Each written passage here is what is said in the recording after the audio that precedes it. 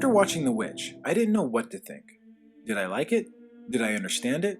I had no idea. The only clarity I could find was that I hadn't seen a movie like it before. Many have rightly praised the acting and the horrifying events that destroyed the family.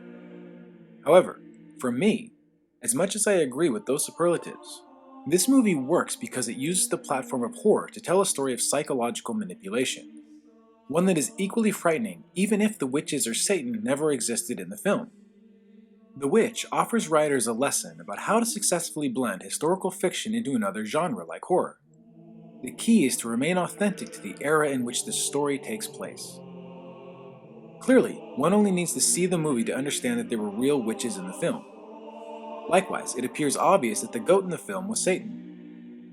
However, even if we never saw a witch running through the woods with a baby, or Caleb being seduced by a witch, or the apple appearing from Caleb's mouth right before he died, or a witch suckle from the teat of a goat, or if we never saw Thomason speak with a boot-clanking Black Phillip, or Thomason flying up with all the other witches.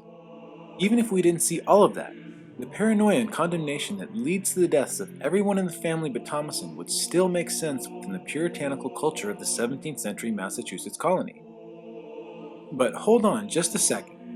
Maybe the only reason we saw all the supernatural imagery in the film is because we were allowed to see the inner fears of the Bible-thumping family play out as if their fears were real. Belief is a powerful thing. Believing that witches and Satan exist, as well as a strict God that requires obedience to rules that are very difficult to follow, forces a person's mind to make sense of horrible tragedies in terrifying ways. Imagine a parallel story where the adolescent Thomason, who can see contradictions in her parents' thoughts and actions, simply lost sight of the baby for a minute and the little guy was snatched up by a wolf.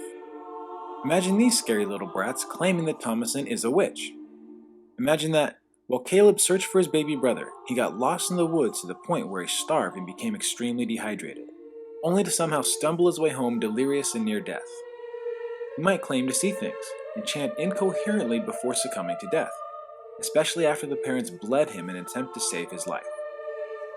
At this point, remembering that the young children accused Thomason of being a witch, the mother and father might question if their daughter somehow was a witch.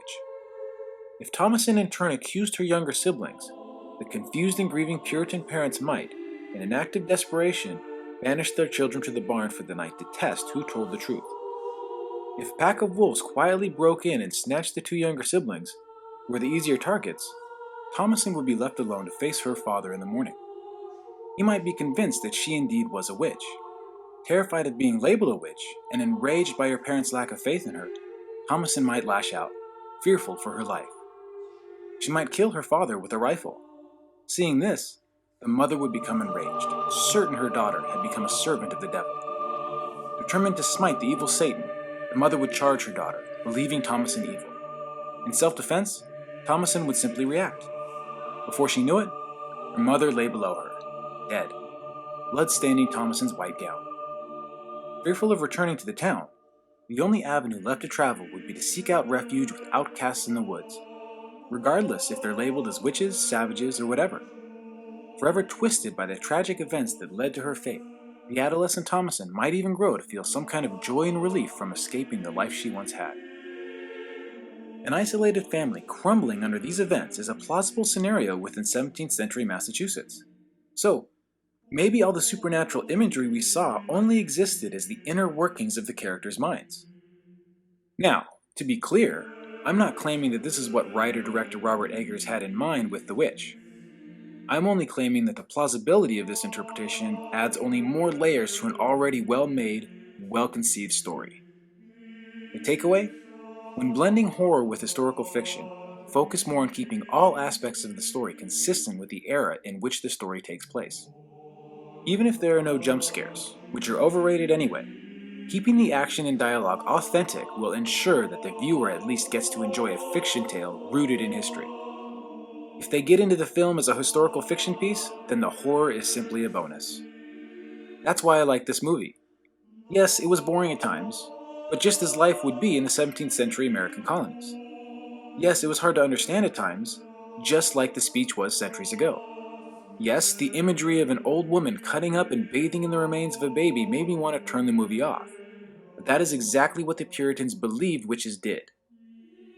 True, there was no clear counter to the evil forces working in the film, but, under such circumstances, what defense did a young girl have when accused of such evil within the cultural framework of 17th century Puritan society?